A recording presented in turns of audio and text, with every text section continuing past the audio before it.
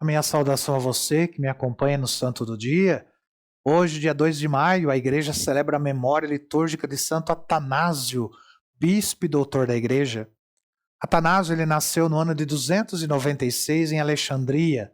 Dotado de inteligência raríssima, fez Atanásio rápidos progressos nas ciências divinas e profanas. À medida que os conhecimentos se alargavam, mais lhe solidificavam as virtudes e a piedade. O desejo de vida perfeita levou-a à solidão de Santo Antão, na companhia do qual passou 2 anos, até que o seu antigo mestre, Santo Alexandre, que havia sido elevado à dignidade de patriarca, chamou para perto de si, a fim de lhes aproveitar do talento na luta contra os hereges. Quando se realizou o concílio de Nicéia, Atanásio, sendo apenas diácono, ele acompanhou o bispo Alexandre para aquela iminente demonstração de fé católica. Os erros arianos foram por ele refutados com tanto brilho e clareza que causou a admiração de todos os assistentes. O seu discurso foi um triunfo para a causa católica. Conquistou-lhe também o ódio dos arianos, que lhe declararam implacável guerra a começar daquele momento até o dia da sua morte. Prevendo o próximo desenlace fatal do patriarca Alexandre, Atanásio esquivou-se da mais que provável eleição a bispo e fugiu para Alexandria. Santo Alexandre, conhecendo o plano do amigo, declarou-lhe que de nada adiantava prosseguir a sua humilde trama, pois que não se livraria do cargo de futuro patriarca, que seria bispo. Efetivamente, foi eleito Atanásio sucessor de Alexandre, tomando posse do cargo. Os arianos não viram com bons olhos sua eleição. Como não era possível reverter a eleição de Atanásio, recorreram à vil calúnia, para que desta maneira lhe destruir o prestígio junto do imperador. O imperador convocou um concílio na cidade de Tiro para que Atanásio respondesse às acusações levantadas. A assembleia compunha-se na maioria de bispos arianos, portanto de inimigos de Atanásio, que ainda assim compareceu na audiência. A primeira acusação foi feita por uma mulher paga pelos inimigos do patriarca, a qual, em plena assembleia, dirigiu-se erroneamente em acusações para o secretário Timóteo, pensando que Timóteo fosse Atanásio, já que não o conhecia pessoalmente. Diante disso, mesmo contra a vontade, a assembleia toda declarou a inocência de Atanásio.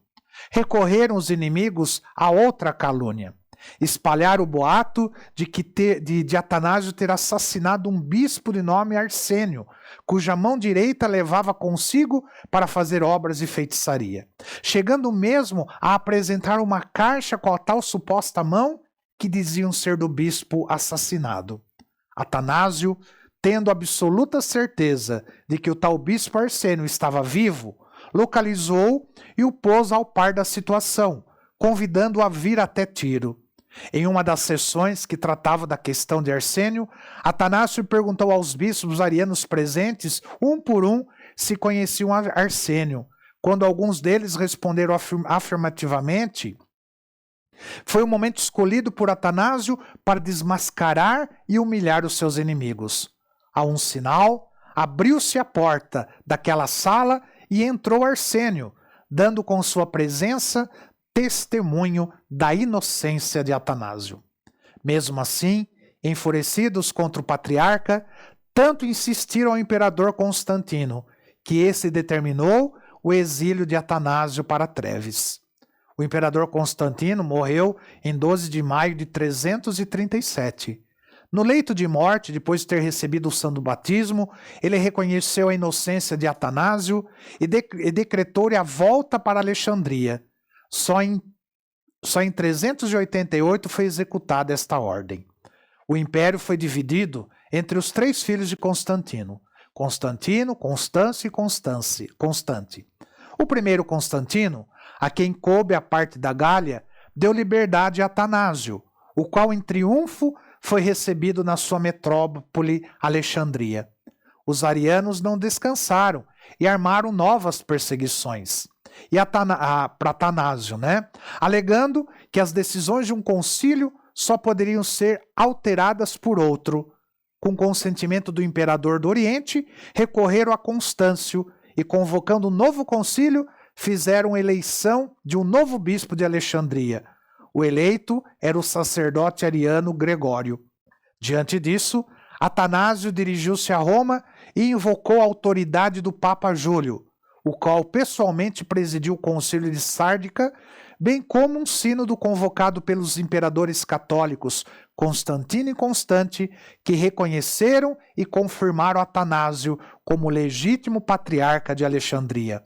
Uma carta de Constante dirigida a Constâncio, em tom ameaçador, fez com que esse respeitasse a deliberação do concílio católico e restabelecesse Atanásio no uso de seus direitos. Morreu Constante e desencadeou-se nova tempestade contra Atanásio.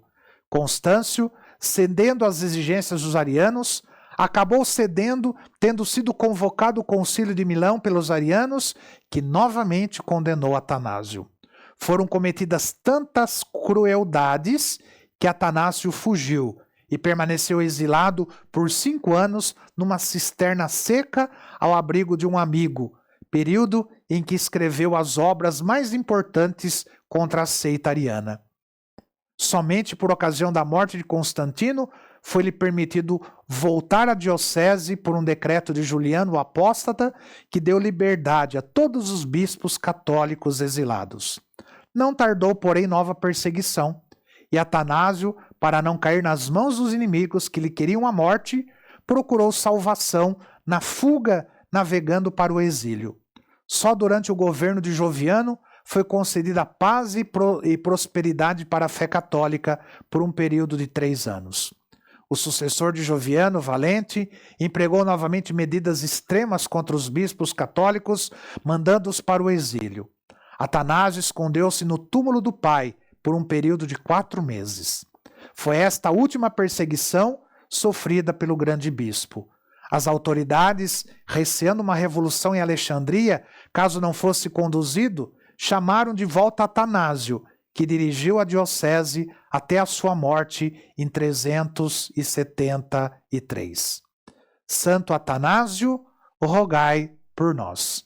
Que o Senhor te abençoe, em nome do Pai, do Filho e do Espírito Santo. Amém.